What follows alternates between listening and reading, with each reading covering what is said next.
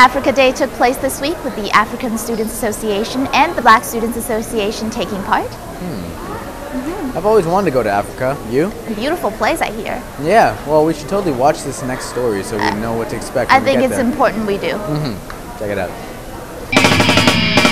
Today we are holding our first annual Africa Day in the UCC atrium.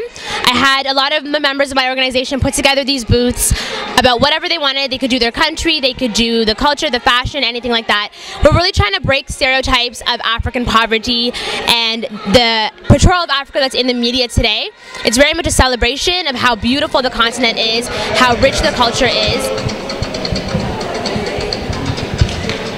This year we have about 120 members. It's an organization that is growing, obviously there is a small population of African students at Western, but that's really what the organization is about. Like, people come from different cities and they're away from their families, and it's really just a family in itself, where you are with people who are from the same culture or from the same region in Africa, and we feed you. ASA feeds our members, and it's African cooking, so it's really much a family atmosphere.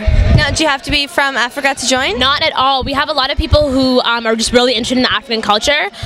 We have a couple of people who went to Tanzania as missionaries, and just people who love Africa or they're interested in getting to know more about it. So what kind of events do you have coming up? Our biggest event of the year is our annual culture show, and it is in February 8th. It's a show where there's dancing, traditional modeling, singing, acting, and it's kind of an inspiration of African culture and just showing Western community and the London community what African culture is really all about.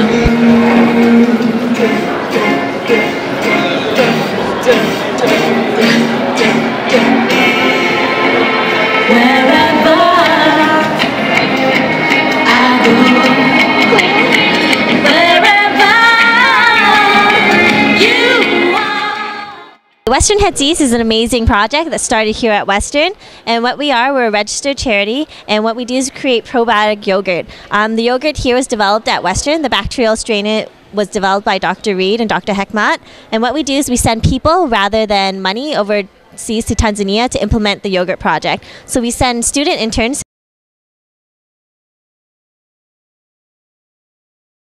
to teach local women how to make probiotic yogurt and how to distribute it in the local communities.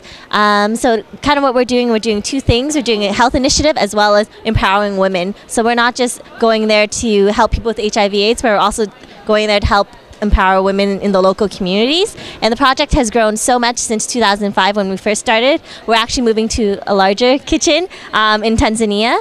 And we're actually expanding outwards to Kenya and hopefully Rwanda and Uganda in the near future. We're from Students for Building Health in Rwanda. Basically, we're fundraising to build a computer lab in Rwanda after the genocide.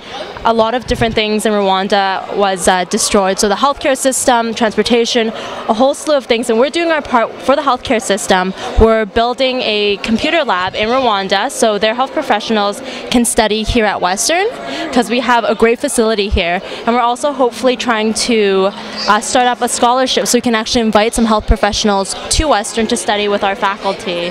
The crane is actually the national bird of Rwanda, so we're mixing cultures here, but there's a myth that if you fold 1,000 cranes, you get to make a wish. So our goal is to fold 10,000 cranes so you can send a multitude of wishes. And each crane is a donation of $1. Some people are more generous, and everything just goes straight to Rwanda to try to get those computers there. That's our primary concern, and then it's going to be for that scholarship. This is a Nigerian headscarf, and the material it's made of is called Asho-oke.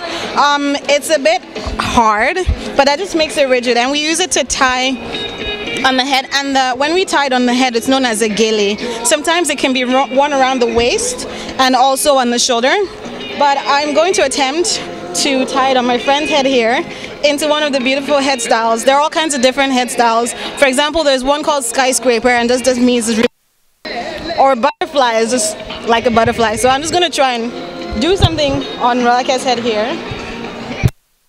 And this is normally done for like parties, you know, or celebrations. You won't find a woman wearing a gele on a normal day just walking down the street. Oh, okay. Because it's an expensive material. Yeah.